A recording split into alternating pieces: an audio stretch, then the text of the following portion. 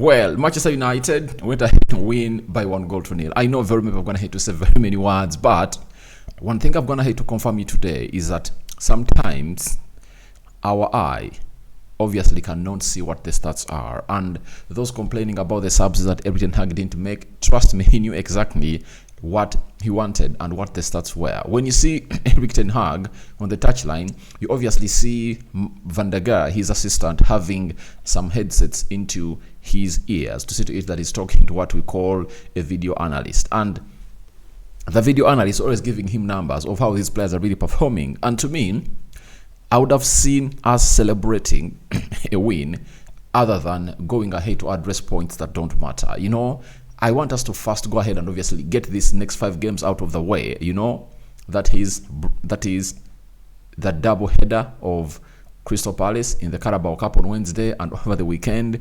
Then I also want us to get the game of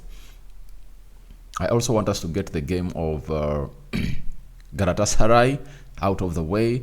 Then Brentford, you know, there have been 5 games. Burnley is a team, we've gone ahead to win it. Let's go and win these 5 games, because if we go into the international break, you know, after the game of Brentford, and we've gone ahead to collect those points, trust me, would have gone ahead to get a different charge altogether. That means would have gone ahead to win more 3 Premier League games, adding 9 points what we're having, making it 15. That's what we need. That's what we need. To me, all I need is us winning, because if you know what Ten Hag is good about, he can formulate a way of us playing better. But there is no way you're going to formulate a way of playing better when you are not winning games. That is it. Let's first win games, and the rest is going to be history. Welcome to this channel. Good morning. It's a Sunday. It's Rock and David into the mix, bringing you the latest news and information as far as this is concerned. Rock and David is my name, and we are doing the player ratings. For the Muslims, I hope Allah is giving you the best that you guys deserve, and we're here to bring you the latest news and information as far as the club of Manchester United is really concerned. Smash the like button close to 400 times as we rate our players here and we go into the mix. Onana, he looked good on the day. That is it. All the shots that he had to stop, he stopped them. His ball distribution was really good because the manager had given him orders to go in for some long balls, but he also had to play from the back at some times. He kept his second clean sheet of the night in the Premier League, and with just 6 games played in the Premier League, he has gone ahead to keep 2 clean sheets. That is Onana for you, and that's the best of all any game. That's the best result any goalkeeper would always want to get. His team to win and obviously getting a clean sheet. Now, his game by numbers brought to us by Statman Dave.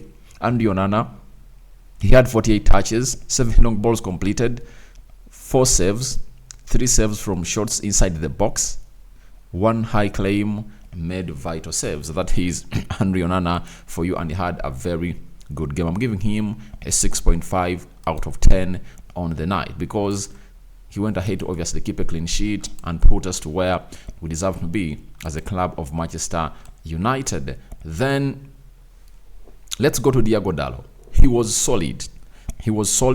He got everything perfect, and there is that slide that he obviously goes ahead to make towards I think the 90th minute of the game at the far post, when a cross is brought in through the mouth of the goal, going to find a player of Burnley on the extreme side of the pitch, and he obviously hits it past the byline. It goes in the corner, and obviously went in to put some good blocks in there for you whenever it was required in for. Statman Dave has gone ahead to provide to us with the stats of Diogo Dalot as far as that game of Burnley was concerned.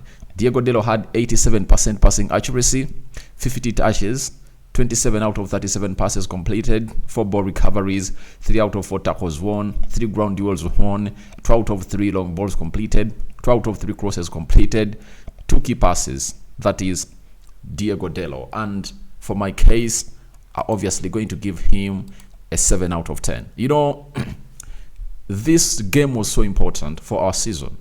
And as I told you in the match reaction, that all you wanted was a win, and we went ahead to get it. Now, what else are you complaining about? Let's first stabilize, let's steady the ship first, and then we'll get to know what to do next. Because if a storm or if a tsunami invades your ship on the ocean or on the sea or in the lake, what you have to care for is steadying the ship and keeping everyone alive. I told you that the captain. Now, this is what Ten Hag is doing. He wants us to win these games, and after that, we'll obviously stabilize. And this was really replicated last season, you know. Do you know the best game we played under Eric Ten Hag? It was against Tottenham Hotspur at Old Trafford. Went ahead to beat Spurs by 2-0. But remember, that was around late October. You understand? But we had to go ahead and really win games after losing the first 2 games, and went ahead to win very many games in a row at that stadium. So we just need to do that. Dalot, 7 out of 10. We go to Sergio Reguilón, guys. This is a guy. I've just read a tweet from Eric Ten Hag confirming to us that Sergio Reguilón came on when he was sick. Can you imagine? Sergio Reguilón came on the field of play when he was sick. But he told the manager, have a match, I'm ill, I need to play. And he played close to 87 minutes. He was taken off, and Rafael Varane was brought on. That is it. So it shows you how important this player is and how wholeheartedly he is ready to put his body on the line for the club of Manchester United. He's playing for the badge, and that is something that people are not really recognizing. These are the players that we need at the club of Manchester United. We look at Sergio Reguilón with the DNA that he came in through the academy ranks of Real Madrid. He obviously knows exactly what it means to do in the game of football. You saw to him yesterday, very solid at the back, putting in the energy, chasing these players, obviously flowing up and down, tracking that line very well. He really looked great. And I'm giving him a 7 out of 10. Sergio Reguilón, what a big-hearted player. Injured, ill, but he said, I have to play this game. That is Sergio Reguilón for you. And he's such hungry to obviously utilize his time at Manchester United. He knows, even if he's not signed on a permanent basis by Manchester United, he might get back to Spurs, or there is an elite team that's going to sign him because of his performances. He's going to hate to put in, because Sergio Reguilón, man, he's a gem. He's a gem. He's a gem. He's a gem. That's what I want to say. Sergio Reguilón, 7 out of 10. We go to Victor Lindelöf, a player that came in and obviously closed down everything. Lindelöf won the L duels, blocked the shots, and everything was really perfect. And it showed us today that it's always the mentality of the team that is always dead. And it confirmed to us that we can obviously do better when it comes obviously keeping clean sheets. Last season, that's what we did. We kept very many clean sheets. However much we are playing ugly, we got the results. And that's what we should obviously look on. And I really wonder how people come out and obviously sell their lies to the public that Eric Ten Hag should have gone ahead to develop a philosophy at Manchester United in the nick of time. Guys, United and the philosophy are things that have not been here for almost 3 decades. Sir Alex Ferguson never had a philosophy. He just adjusted to the system or to the football tactics and getting in coaches that obviously took us to the levels that we want to be. He was rarely at Carrington because he couldn't do the coaching. It was the coaches that he brought him through that obviously did the coaches, the McLarens, the Mike Phillans, this other current coach of Egypt. I've forgotten his name. The Portuguese that obviously left Man United and went to Real Madrid. You know, such people were really doing the job. And now it's different. So Van Gaal came in through, tried to build his philosophy. They sacked him. Jose Mourinho came in through. He had no philosophy. It was parking the bus and hitting with the brake. The same applies to Ole Gunnar Solskjaer. Now, why do you go ahead and obviously tell Eric Ten Hag in just his start of a second season to obviously come up with the philosophy? I think we should demand Eric Ten Hag a philosophy in his 3rd season, because he would have gone ahead to get what we call good players and a very good summer, and then he will be having almost 90% of the players on the club when he's done was going ahead to buy them. That is it. So I don't find it sane for anyone to call in for philosophy. But Lindelöf was really great, and I'm giving him a 7 out of 10. That backline really looked great. Let's go to John Evans, a man who obviously showed that he's aging like fine wine on the night. I repeat this statement. Most of you might be fed up of it, but I repeat it that I rather have a John Evans than a Harry Maguire. That is it. I can say that statement on any day if called upon to obviously defend it. And this is the guy, comes in through, he plays very well on the left side of the central defense, closes down that side, and he never obviously looked calamitous on the night. He scored the first goal of the game. It was obviously denied because of Rasmus Højlund being offside. Then he went ahead to obviously go in for a long ball that was really dropping and enabled Bruno Fernandes to take a volley, and it went into the back of the net. That is Johnny Evans for you. He did lots of things, and let me show you exactly what he did on the day. This is the guy. Johnny Evans, 91% passing accuracy, 81 touches, 60 out of 66 passes completed. Have you heard that? 88 clearances in the returns box, 2 out of 2 ground duels won. You've had 2 out of 2 aerial duels won, 1 key pass, 1 assist. That is John Evans for you. And people were criticizing the signing of John Evans. Guys, there are people who hold like fine wine. This guy, he's going to be so much crucial in our season, because even if you're playing a team like City, John Evans can do a job that Harry Maguire cannot do. I cannot have a sleep if at all I'm having Harry Maguire when I'm going to play against a team known as City, you know. But when I'm having Johnny Evans, I say, all right, he knows exactly what to do, and he has the experience. He's faster than Harry Maguire. He heads the ball, wins all his duels very well, and that's why Erik ten Hag was impressed to obviously bring him on the market.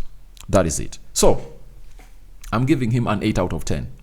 That is John Evans. 8 out of 10 for me. That's what I'm getting John Evans for you. We go to Casemiro. Casemiro, he went into that game and obviously showed us that he is not the problem.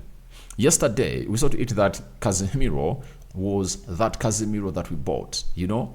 He was really a steady Eddie. He did all what he had to do, and he controlled that midfield. Not going through it like progressing through the central axis, but he shielded the back four very well, because our main aim was sit a little bit on the back, but playing a high line, and obviously go for that long ball and maybe some crosses and hit them with the counter. That was the plan. Casemiro was in the anchormanship position into that game, and so United really do the needful. And today we saw to it that none of the goals that we considered against Bayern Munich, Brighton, really went ahead to obviously happen at Manchester United. And you're playing away from home, because that midfield was obviously strong. Those players could run and obviously put in a shift, and Casemiro was not isolated into that team, because in the previous games Casemiro looked so much isolated. That is it. He was isolated and he was exposed. But this time around, he had Scott McTominay and especially Hannibal doing the job, obviously safeguarding him from the isolation that he has already suffered in the recent past. Now, what was his game by numbers?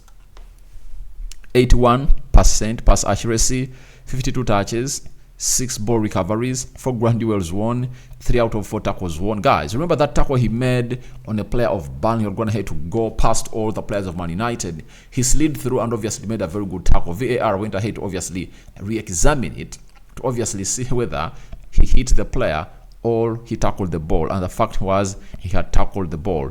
3 long balls completed. That is it, coming in from Casemiro. 2 interceptions, 2 key passes. Very, very solid player, and I'm giving him a 7.5 out of 10 for me on the day. That is Casemiro. We go to Hannibal Mejbri. That is it. This is the guy who really made things change at the club of Manchester United when he got his first starting debut under Erik ten Hag. We know he has already gone ahead to start when Ralf Rangnick was here. I think that game we lost to Crystal Palace, and Hannibal really put in a shift. He saw to it that he could run, and I think at the beginning of the game there is a way United pressed the Burnley side, and Burnley gave us the ball cheaply, all easily, and Hannibal went ahead to release Marcus Rashford. Marcus Rashford, instead of always going in for a cut-back cross, he just went in for selfish effort, and he couldn't obviously score because the angle was really tight. But it showed you his passes, and he really looked great. He was in those positions, and he occupied them. That saw us concede goals against Bayern Munich, especially on the edge of the 18 box area, because that area has not been protected very well by the club of Manchester United in the recent past. That is it. So he really put in a shift, and this boy was really one of the best players, and to me, he's a man of the match contender. And I think this is why we all yearn for the coming in of Kobbie Mainoo, because Hannibal has shown you what Kobbie Mainoo brings to the club of Manchester United. He has shown it to you live that if you're having Kobbie Mainoo, the best is yet to come for that midfield of Man United. Now, 91% passing accuracy by Hannibal, 34 touches, 21 out of 23 passes completed, 7 ball recoveries, 3 ground duels won, 2 out of 3 tackles won, 2 key passes. Brilliant performance coming in from Hannibal. And when you're talking about a brilliant performance coming in from Hannibal, he goes in with a rating of 8 out of 10 for me. He deserves an 8 out of 10, no doubt, because he put in the shift. When he was called, he picked up the phone and got the job done. This is why Ten Hag likes to play players like Hannibal into that team, because they'll 100% follow the instructions of the manager. But the worry is January, when the African Cup of Nations really kicks in, he's going to go, and Onana might go, Sofiane Amrabat might go, Amad Diallo will go. Who are we gonna be left with? But the beauty is we are not going to be having very many games to play, because there is a break of 2 weeks that will see us obviously not play very many games. We might play only 2 Premier League games and 2 FA Cup games. That is it. So that is it coming in from Hannibal. He's collecting an 8 out of 10 for me. We go to Scott McTominay. He put in the shift, because in the game of Bayern Munich, when he came on, he obviously lost the ball and couldn't really chase back, yet he was the main man who had the fresh legs. He looked leggy and he couldn't obviously put in through. But this time round, one improvement he made, he chased them off the park. But the problem was, he is not a bowler. He's not a technically gifted player. He cannot receive the ball in a half turn. He cannot really pass very well, But for the fight, he really put in the fight. And I'm giving him a 6 out of 10 for me. That's what I'm giving Scott McTominay. We go to Captain Bruno Fernandes. Bruno Fernandes. He really put in a shift. And this was his game by numbers. That is Bruno Fernandes. He had 49 touches. He had 8 ball recoveries, 3 clearances, 2 out of 3 crosses completed, 2 key passes, and 1 beautiful goal coming in from the captain, or El Capitano, Bruno Fernandes. He put in a shift, and obviously it was really called for, and I'm giving him an 8 out of 10 because he scored that one only goal that saw us really win this game of football. Not so? Now, after that, let's talk about Marcus Rashford. Rashford no player completed more final third passes than Marcus Rashford. Though he looked selfish, but I think he's gating his connection with Rasmus Højlund. To me, the most important thing is I want to see these players playing better and knowing one another better and better and better. That is it. And that's what I'm really calling in from Rasmus Højlund and Marcus Rashford. And they, for the very first time, played a full 90 together, and they put in a very good performance. For Rashford, 6.5 out of 10. Rasmus Højlund, he was got on the ball and he shows you that he can obviously try to really meet those crosses. That is it. You get? He meets those crosses and he's always in the right position. All he needs is these players who put in these crosses to make them perfect. Perfect inch crossing or pinpoint crossing. That's what we want. They should make them pinpointing like they are targeting exactly him. And I'm giving Rasmus Højlund a 7 out of 10. That is it. He put in a shift, and obviously that was something great. Now, who came on through? We saw Amrabat. I'm giving him a 7 out of 10 because of that cameo. Rafael Varane, welcome back. 7 out of 10. Which other player came on? I think there's another player really came on. Not so. Did we make only 2 substitutions on the game? Let me check here. Who really came on? Manchester United versus Burnley. I want to see the substitutes. The substitutes. The substitutes. Only 2 substitutions were made. That is for Rafael Varane and Sofian Amrabat. That is it. So we go to the manager Erik ten Hag, 6.5 out of 10. And my man of the match is going to be Hannibal. If you give it to Jen Evans, I won't say no. If you give it to Bruno Fernandes, I won't say no. But for me, it's going to be Hannibal. He really put in a shift. And I believe at that age, he did a job that very many players like Scott McTominay can't do when called in for to do it. So guys, thank you very much for watching through. Those have been my player ratings. I cover you all in the precious blood of Jesus Christ. Those going to church, safe journey, and everybody that is really praying from home. God is omniscient. For the Muslims, may Allah grant you the peace that you deserve, and Barakallahu Fekum. Good morning from Rock and David and the offices of United Matters channel. I sign out for now. See you later.